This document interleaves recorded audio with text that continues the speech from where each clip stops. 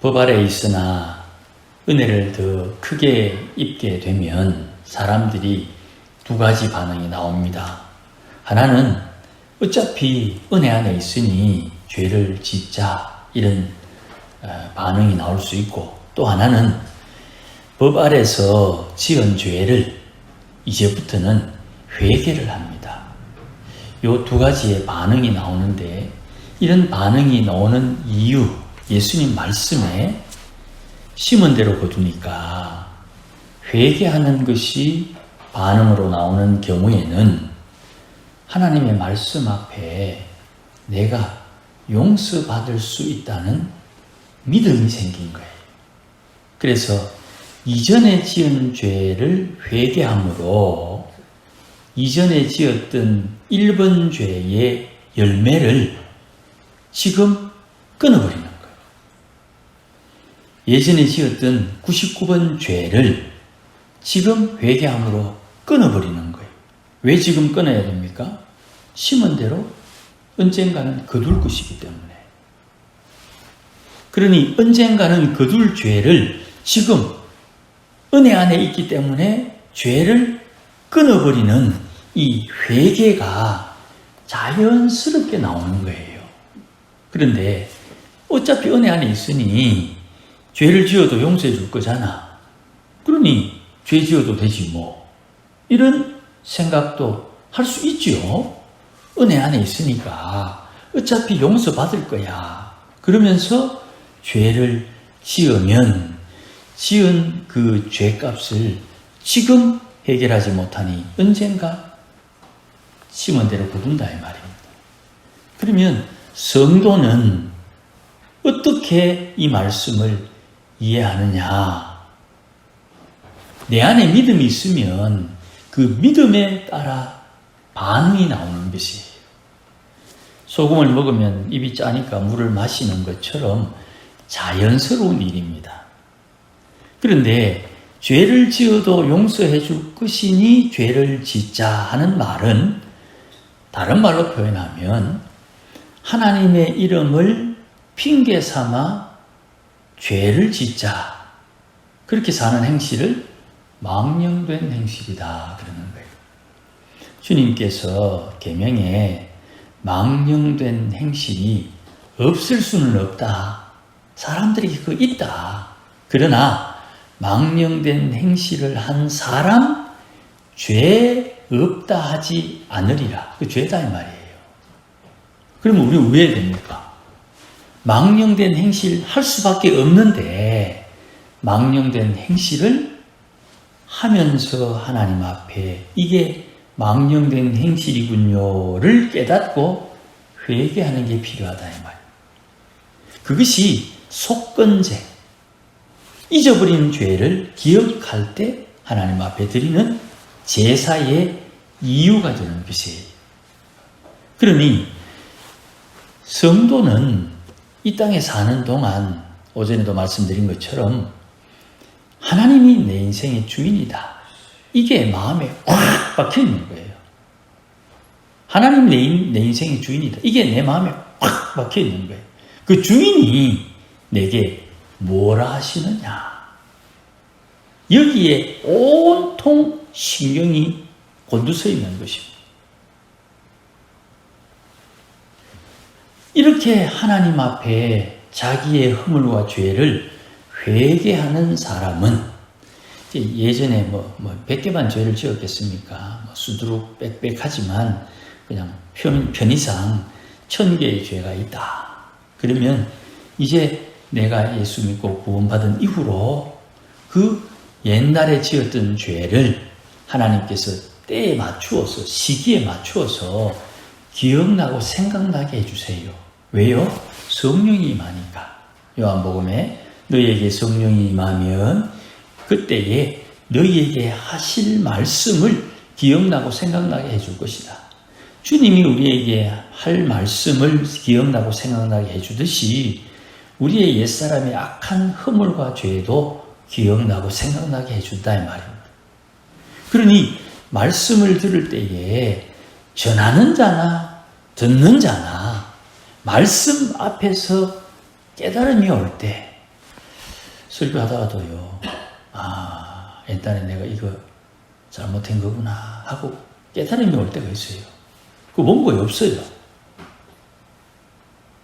그러니 하나님 앞에, 말씀 앞에는요, 전하는 사람도 말씀을 전하면서 그 말씀에 제재를 받고, 듣는 사람도 그 말씀을 들으면서 말씀에 제재를 받는 거예요. 이걸 이제 우스갯소리로 하나님의 이단 옆차기다 이렇게 이야기하는데, 이쪽도 전하는 사람도 듣는 사람도 이쪽도 저쪽도 동시에 하나님의 말씀 앞에 자기 스스로를 돌이키는 이런 능력이 나타나는 거예요. 히브리서의 이 말씀은, 하나님의 말씀은 살아있어 좌우의 날선 검과 같다 그랬죠. 그러니 하나님의 말씀 앞에 누구든지 말씀 받아들이는 자세가 되어 있어야 되는 거예요. 그 자세는 은혜를 받았으니, 은혜 아래 있으니 죄를 지으려고 하는 것이 아니라 회개하려고 하고, 지금 죄 안 지으려고 하면서 내 허물이 생길 수도 있겠지요.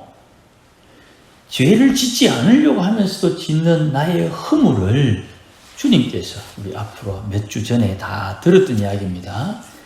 허물이 있으나 허물을 죄로 인정하지 않는 사람은 복이 있다. 그 복은 다윗이 경험해 본 복이죠. 또 로마서 4장에서도 그 말씀을 한 번 더 언급을 했습니다. 그러니 우리가 하나님 앞에 말씀을 받을 때 누구나 상관없이 하나님의 말씀 앞에 자기의 연약함을 찾고 깨달을 수 있어야 되고, 이것을 통해서 내가 은혜 안에 있구나, 이것을 확인하는 것이, 실제로 처음 사람 아담이 죄를 지었을 때 우리가 조금 생각을 해볼 필요가 있습니다. 아담은 하나님께서 직접 지은 사람이고, 또 아담은 자기의 몸으로 육신의 자녀를 생산하기 전이었기 때문에, 우리말로 표현하면 하나님이 창조한 그 모습 그대로 유지하는 사람이에요. 그가 죄를 짓고 난 뒤에 그에게 구원의 약속을 주실 때, 너의 몸에서 태어나는 자식이 너를 구원할 것이다. 이게 아담과 하와에게 준 하나님의 구원 약속이에요. 그러니 아담과 하와는 내 자녀 중에 나를 구원할 자가 난다, 이걸 이제 믿고 사는 거죠. 그런데 하나만 태어나면 좋은데 둘이가 태어났어요. 그럼 어느 아이가 우리를 구원해 줄 자인가, 이거를 이제 살피겠지요. 그 두 아들에게 하나님이 말씀하셨어요. 죄를 다스리는 사람이 되어라. 죄를 다스리는 사람이 누구였습니까? 아담이 정복하고 지배하고 다스리는 거기에 죄도 들어가는 거예요. 그런데 그 죄를 다스릴 수 있는 능력이 있음에도 불구하고 실수해서 죄를 다스리지 못하니 그 죄의 종이 되어버리죠. 그 두 아들 중에 누가 죄를 다스리는 사람이냐를 하나님께서 불시험을 하는데, 제사를 지낼 때에 가인의 제사는 받지 않고 아벨의 제사를 받았다. 그럼 아벨의 제사가 하나님의 마음에 합당한 제사였지요. 그것을 우리가 히브리서에서는 믿음으로 드린 제사다 이렇게 되어 있는데, 그 가인과 아벨에게 주신 말씀에 기초하면 아벨은 죄를 다스리는 사람이 되었고, 가인은 죄를 다스리지 못하는 사람이었는데, 아니나 다를까 죄를 다스리는 아벨의 제사를 하나님께서 흠양하시니까 죄를 다스리지 못하는 가인이 자기 속에서 자기를 격동시키는 죄에게 종이 되어 아벨을 죽였다 이 말이에요. 죄를 다스리는 아벨은 처음 하나님이 아담을 창조하셨을 때처럼 죄를 다스리는 사람이 되었고, 죄를 다스리는 그가 아담과 하와의 구원자가 되는 거예요. 그런데 자기를 구원할 이 아들을 자기를 구원하지 못하고 자기를 구원해 줄 동생을 형이 주겠다 이 말입니다. 그러니 죄를 생각할 때에 우리가 생각하는 피상적인 죄가 우리를 좀 불안하게 합니다. 아담은 이렇게 구원받을 수 있는 기회를 아들 가인 때문에 놓쳐버리게 되는 거예요. 우리는 이 사건을 통해서 중요한 것을 깨닫습니다. 오늘 본문에 나오는 것처럼 16절에 자신을 종으로 내주어 누구에게 순종하든지 그 순종함을 받는 자의 종이 된다. 내가 나를 죄에게 내어주면 죄의 종이 되고 의에게 내어주면 의의 종이 된다. 그러니 죄에 내어주어 죄의 종으로 살면 반드시 사망에 이르고 의에게 내어주어 의의 종이 되면 의를 열매로 맺는다. 우리가 이미 다 아는 내용이죠. 그런데 바울이 지금 언급을 하는 내용의 핵심은 뭐냐 하면, 그런데 아는데 왜 죄의 종처럼 사느냐, 이걸 지금 바울이 우리에게 자꾸 깨우치려고 하는 거예요. 17절 말씀처럼 원래 우리는 본래 죄의 종이었는데 우리가 복음을 들어서 예수님을 믿고 난 뒤에 예수님에게 순종하면 죄로부터 해방되어 의에게 종된다. 예수님의 종이 된다. 이 말. 그런데 의의 종 되도록 너 자신을 의에게 내어주면 좋은데 사람이 의에게 자기를 안 내어주더라 이 말이죠. 우리를 죄에서 해방되어 구원해 주셨는데도 불구하고 우리를 구원해 주신 주님에게 우리를 안 맡긴다 이 말입니다. 이거를 니는 왜 안 맡기노? 이렇게 말할 게 아닙니다. 천하 모든 사람들이 주님, 예수님을 주라고 부르면서도 주님을 따라 살지 못하더라 이 말입니다. 이게 너 나의 문제가 아니고 우리 전부가 다 그래요. 그래서 19절에 바울이 너희가 육신이 연약하다 하는 말을 합니다. 어디서 들어봤죠? 예수님 겟세마네 기도할 때 제자들이 졸고 있으니까 육신이 약하다 하는 말씀으로 위로를 해 주셨는데, 이 육신이 약하다는 것을 가지고 바울이 위로하기를, 전에 너희가 너희 지체를 부정과 불법에 내주어 불법에 이른 것처럼 지체를, 우리 몸을 의에게 종으로 내주면 거룩함에 이르는 것이 하나님의 질서다 이 말이에요. 하나님의 질서. 그런데 이걸 알고도 이렇게 하지 못한다는 것을 바울은 이해를 하는 거예요. 그럼 바울도 이해하는데 예수님도 이해하지요. 우리가 믿음으로 산다고 하면서도 믿음으로 살지 못하는 우리 모습을 주님이 알고 이해한다 이 말입니다. 그럼에도 불구하고 의에게 종으로 내주지 못하면 의의 열매는 없어요. 그러면 의의 열매를 맺으려면 어떻게 해야 됩니까? 결단해야지.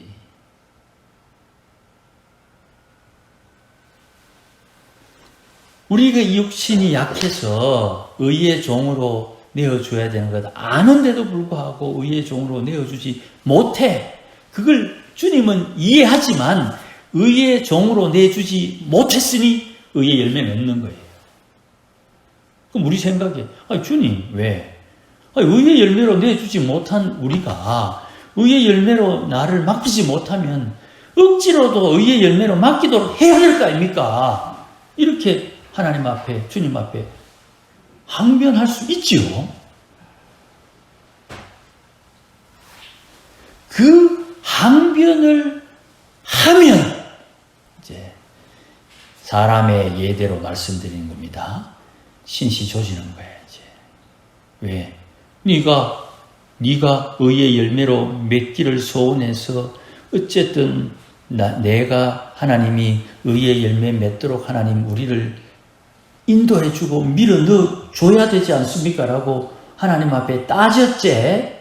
그래 내가 네 기도대로 내가 그래 응답해줄게. 네 인생을 내가 그렇게 몰고 가고 이끌어가고 끌고 가겠다. 이래 되면 그 한마디 잘못해가지고 내 인생이 주님의 손에 코끼 같고 늘 하나님의 인도함을 따라 사는데 이거를 깨닫지를 못하면 아이고 내 인생이 왜 이러노? 아니, 내가 기도할 때 주님 왜? 내가 연약해서 의의 종으로 나를 드리면 의의 열매를 맺는다는 것을 알면서도 의의 종으로 드리지 못하는 내 인생의 이 억울함을 주님 앞에 고백하면서 하나님 주님께서 억지로라도 나를 의의 열매를 맺을 수 있도록 하나님 앞에 의의 종으로 드릴 수 있도록 하나님 도와달라고 했는 그 말씀대로 하나님이 역사해 줄 때 이게 내 진심이 아니었거든요. 그냥 세상 사람들처럼 좀 편안하게 예수 믿고 구원받았으니까 구원받았으니 천국은 간다. 잘 됐다. 이래 살다가 갔는데 이 땅에 사는 건 좀 편안하게 그냥 살다 어쩌 이렇게 생각을 하고 그냥 남들이 보고 또 하나님 앞에 믿음 있는 척 하려고 주님 내가 주님의 종으로 드림받으기를 원합니다. 라고 한 번 했을 뿐인데 주님께서 옳거니 탁 낚아채가지고 우리 인생을 그렇게 끌고 가는데 아이고 하나님 내가 굳이 원했던 건 아닌데 주님 이렇게 하십니까? 여기에 구약 성경에서 나오는 귀한 법칙이 하나 있지요. 네가 하나님 앞에 서원했느냐? 그 서원을 갚으라 그랬습니다. 서원을 다른 말로 맹세라고 합니다. 저도 소실적에 은혜 많이 받아가지고 하나님 주를 위해서 살겠습니다. 그 말에 콕 끼가지고 그게 다 은혜라는 것을 깨닫고 나니까 그것을 즐겨하지만 하나님께서 이 역사하심을 내가 이해하지 못하면 끌려가면서도 내 입에서는 불평이 나오는 거예요. 하나님의 인도함을 받으면서도 하나님 앞에 불평하면서 가는 거예요. 우리 옛날에 소 모을 때 소 보고 가자 안 가면 때리지요. 돌아서 이제 돌아와야 되는데 왼쪽으로 돌아라 오른쪽으로 돌아라 이렇게 시키는데도 안 돌면 때리지요. 하나님께 은혜 입은 사람들은 거룩함을 따라 하나님과 소통하는 것입니다. 하나님 거룩하신데 거룩하신 하나님께서 임마누엘 나와 함께 하신다 할 때 나도 어느 정도 거룩해야 될 거 아닙니까?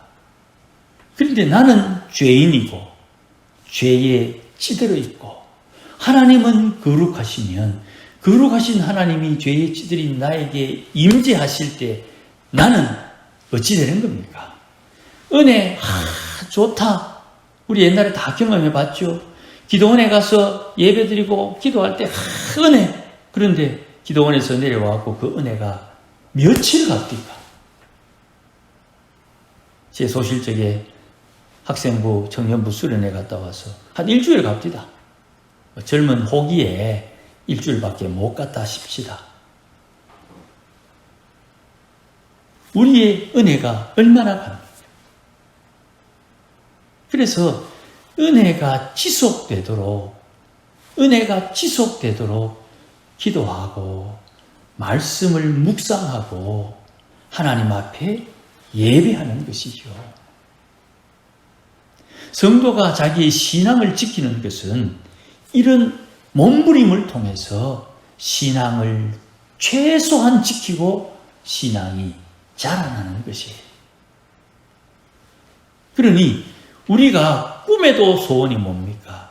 하나님께 종이 되어 주의 손에 붙들려 주님 대신 주의 일을 함으로 하나님의 약속하신 의의 열매를 맺는 것이 꿈에도 소원이다. 꿈에도 소원. 그것 하라고 우리에게 자유를 줬는데 이 자유를 자유롭게 누리지 못하는 거예요. 탕자 형님처럼.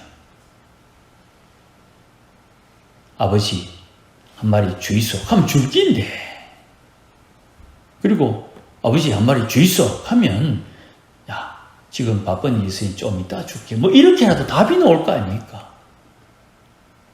묻지도 않고 이야기하지도 않고 소통도 없이 혼자 생각해. 아버지는 참 욕심쟁이대.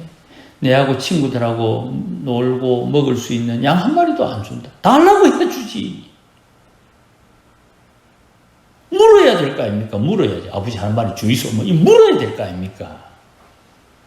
안 물으니 오해하고, 오해하니 그날 동생 왔는 그날 얼마나 민망합니까? 아버지요. 왜? 동생은 재산 다 가지고 나왔고 다 떨어먹고 왔는데 동생은 저래 해주고 나는 아버지 옆에 이렇게 있는데도 불구하고 나는 한 마리도 안 주고 얼마나 민망합니까? 우리 시쳇말로 쪽팔리는 거예요. 쪽팔리는 거야 이게. 주님께서 우리에게 주시고자 하는 것이 따로 있어요. 22절 이제는 너희가 죄로부터 해방되고 하나님께 종이 되어 거룩함에 이르는 열매를 맺었다. 거룩이 완성되지 않았지요. 거룩이 완성되도록 우리에게 하나님께서 자꾸 뭔가를 공급해 주시는. 우리 자녀들 뭐 지금은 자녀들 다 컸으니까 손자들 주머니 하나씩 씹어 넣어주는 것처럼 뭔가를 자꾸 공급해 주시는 하나님께서 우리에게 그 공급해 주시는 것을 가지고 거룩함에 아직 다다르지 못했지만 거룩해지려고 부지런히 하나님 앞에 일하고 있고 순종하고 있고 복을 받고 있고 은혜를 누리고 있다 이 말씀입니다. 결국 그 구원의 마지막은 영생. 이게 이제 우리가 기존에 우리 목사님들부터 들어왔던 설교에 예수 믿어 구원받고 이제 유다서의 말씀에는 일반적인 구원, 일반 구원이라고 말합니다. 법적 구원, 우리 신학에서 말하는 법적 구원입니다. 예수 믿고 구원받은 우리가 성화의 구원, 성화에 헌신하고 부지런히 순종해서 성화 거룩해지는 구원, 이 구원이 따로 있다 이 말이죠. 이 성화의 구원에 맞는 성화의 구원을 시간으로는 이렇게 흐르니까 이렇게 잡고 설명할 때는 이렇게 잡습니다. 성화의 구원을. 그래서 내가 성화의 구원을 이루지 못한 연약한 때와 신앙이 높아지고 자라서 이만큼 성화의 구원이 완성되어 갈 때 여기와 여기에 하나님께서 우리를 대우하시는 대우가 달라요. 여기서는 주님 앞에 주야 고함치며 기도해야 되지만 여기서는 지나가는 소리로 하나님 좀 도와주시소 하면 하나님께서 응답해 주신다는 말입니다. 이 성화의 차이에 따른 하나님의 응답이 달라요.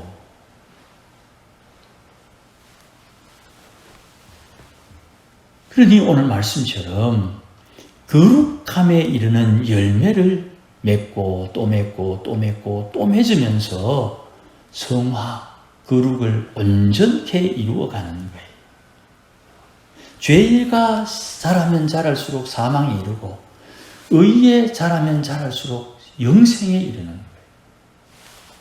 그러니 이 땅에 살면서 예수 믿고 변화되었다 할 때에 그 변화의 핵심은 내 마음의 변화예요. 마음의 변화. 이걸 좀 다른 말로 표현하면 내 인격의 변화예요.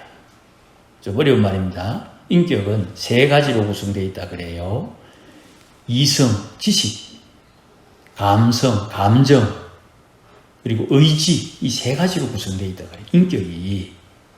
그러니 인격을 이야기할 때 저 사람이 얼마나 하나님에 대해서 아느냐, 두 번째, 저 사람이 하나님에 대한 감정이 어떠냐, 세 번째, 하나님에 대한 의지가 어떠냐, 이걸 가지고 인격이라 그러고, 그 인격의 변화, 옛날에는 하나님을 잘 몰랐어요. 그런데 이제는 하나님을 많이 알아요. 이 변화죠. 예전에는 하나님의 마음을 몰랐어요. 그런데 이제는 하나님의 마음을 알아요. 변화죠. 예전에는 하나님 시키는 거 틱틱대고 안 했어요. 그런데 이제는 하나님이 시키는 거 그게 다 내게 유익한 줄 알고 어려워도 억지로라도 하려고 하는 의지가 있어요. 이 인격의 변화를 통해서 신앙이 변화되었다. 사람이 변화되었다. 예수 믿지 않을 때와 예수 믿고 난 뒤가 다르다. 이렇게 표현하는 거예요. 그러니 옛날에는 험한 말 할 수 있어요. 또 옛날에는 그 시대는 그게 험한 말도 아니었어요. 그냥 그렇게 자연스럽게 하던 말이었어요. 그런데 예수 믿고 이만큼 살다 보니 그런 말은 하면 안 되겠구나 하는 걸 나 스스로 깨달아요. 그래서 내가 할 말도 좀 조심해서 하는 것이고, 비교하자면 그래요. 옛날에는 10번 중에 10번 했는데 이제는 10번 중에 한 2번, 1번 한다. 그 엄청난 변화지요. 안 하는 거 아닙니다. 육신을 입고 있기 때문에 육신의 한계가 분명히 있어요. 그러니 한 번쯤은 했다 손 치고 한 번 더 했다. 그러니까 한 번이나 2번은 하더라도 그에게 허물이 생기지만 그 허물은 옛날에 비하면 아주 좋아진 거죠. 그러니 여러분, 우리의 신앙의 변화에는 은혜가 있는 거예요. 그 은혜를 받은 우리가 의에 순종하여 의의 열매를 맺는다는 것 알아요. 그러나 내가 헌신하고 내가 결심하고 내가 작정하고 내가 손해봐도 그 순종을 해야 되겠다 하는 이 의지가 하나님의 약속의 열매를 따게 되는 거예요. 그런데 여기에 우리가 모든 일들을 다 하기는 어렵습니다만 한 가지 제가 계속 반복하는 것이 이거예요. 무엇이든지 결정하기 전에 성령의 인도를 받아야 된다. 성령의 인도를 받아야 된다. 내가 무엇을 선택하든지 간에 성령의 인도를 받아야 된다. 이게 제가 여러분에게 드리는 선물이에요. 무슨 일을 하든지 간에 결정은 성령이 시키는 대로 해야 되는 거예요. 하나님이 손해보는 거 시킬 때 손해보니까 안 된다. 손해봐야 주님이 예비한 복이 오는데 그 손해보기 전에는 주의 예비한 복을 받을 수 없는데 손해봐도 너 복이 된다는 것을 성령이 내게 깨우쳐 주기만 하면 손해보고 하지요. 제가 말씀드리잖아요. 점심 한 끼 했는데 200만 원 먹었대요. 아니 점심 한 끼에 무슨 200만 원짜리를 먹습니까? 말도 안 되는 소리지. 그런데 왜 먹었냐 물어보니 아니 200억짜리 계약을 따는데 200만 원 점심이 무슨 대단한 겁니까? 2천만 원도 먹지. 200만 원, 200억이 오는데 200억이 오는데 200만 원짜리 점심이 뭡니까? 2천만 원짜리도 먹어야지. 그러니 우리가 보통 생각할 때 점심하기 무슨 200만 원? 안 되지. 저도 안 돼요. 우리 전부 안 돼. 그런데 그 조건을 왜 200만 원짜리 점심을 먹었느냐를 듣고 보니 200억짜리 계약 따는데 200만 원 이거는 공짜다. 20억짜리 계약을 따도 이거 공짜다. 상황에 따라 달라지는 거예요. 성령께서 우리에게 말씀하실 때 그 성령의 인도하심에 순종함으로 주님 예비하신 은혜와 복을 누리게 되는 거예요. 그러니 믿음으로 산다는 것은 하나님 앞에 의의 열매로 드리는데 조건이 안 맞아요. 그래서 닥치고 그냥 주님을 위해 산다고 옛날에는 생각했는데 주님이 시키는 것을 그렇게 하는 거예요. 주님이 시키는 것은 손해보는 것 같으나 그 손해가 되래 나에게 유익함이 되는 역전의 하나님, 역전의 하나님을 경험하게 되는 거예요. 이렇게 하나님 몇 번만 경험하면요, 세상이 달라 보입니다. 사기치러 오는 사람도요, 저 사기꾼을 통해서 하나님이 내게 무슨 은혜를 줄까를 깨달을 수가 있는 거예요. 사랑하는 여러분, 믿음으로 산다는 것은 우리가 알고 있는 한계 안에서 사는 게 아니에요. 예수님 성경 말씀 아니면 천국이 있다는 걸 어떻게 압니까?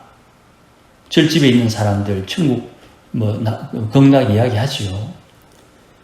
노인들 세계에는요, 그런 것 가지고 안 통해요. 그러니 이 예수님을 우리의 주인으로 왕으로 모시고 성령께서 우리와 함께 하시니 주님이 인도하는 대로 순종해서 의의 열매, 자유의 열매, 생명의 열매를 맺고 그 생명의 열매, 자유의 열매, 의의 열매는 하나님께서 기뻐하는 열매가 되기 때문에 그 열매로 하나님의 일을 한다 이 말입니다. 자, 성경 말씀 한 구절만 생각해 보십시다. 의에 줄이고 목마른 자는 복이 있다 그랬지요. 그 복이 뭡니까? 의에 줄이고 목마른 사람이 배불러지는 것. 그러면 먹어야 배부른데 어떻게 먹습니까? 요한복음 말씀에 나는 생명의 떡이요 내게 오는 자는 줄이지 아니할 것이요 목마르지 아니할 것이다. 주님께서 의를 공급해 주셔서 먹고 마심으로 배불러지는 거예요. 주님이 주시는 거예요. 그런데 주님이 급하게 필요한데 이 목사 네 가지고 있는 의 좀 내놔봐라 할 때 주님에게 적지만 볼품없지만 하나님의 의를 내달라고 할 때 내게 있는 의를 주님에게 드려야 되는 거예요.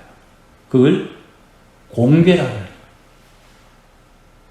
내게 있는 의를 주님에게 드렸더니 주님께서 그 의를 가지고 의에 줄이고 목마른 자의 입에 넣어주시면서 하나님의 사랑을 공급하는 하나님의 사람으로 쓰임받게 되는 거예요.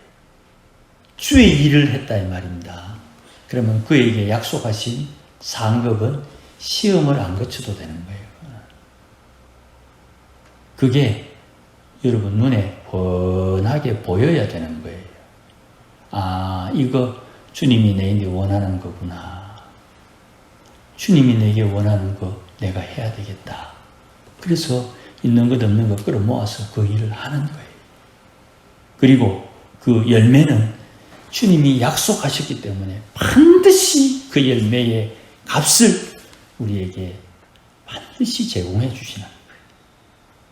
아무쪼록 이 말씀 마음에 잘 새겨서 의의 도구가 되고 의의 종이 되어 하나님을 기쁘시게 하는 우리 모두가 되시기를 주의 이름으로 축복합니다. 기도하십시다. 하나님 아버지 고맙습니다. 우리가 약하여서 하나님의 일하심을 뻔히 알면서도 주 앞에 헌신하지 못하고 드리지 못하는 그런 안타까운 상황이 우리 인생 속에 많이 있습니다. 그 정도로 비쌀 줄 몰랐는데 정작 하나님께서 인도하시는 길을 가려고 하니 참 부담되기도 하지만 주의 약속을 믿고 하나님 앞에 헌신하고 서원하고 맹세하고 하나님 앞에 결정한 일 손해보더라도 감당하는 은혜를 주셔서 주님 기쁘시게 함으로 하늘 상급 잘 준비하는 지혜로운 믿음의 권속들 되게 하옵소서. 예수님의 이름으로 기도하옵나이다. 아멘.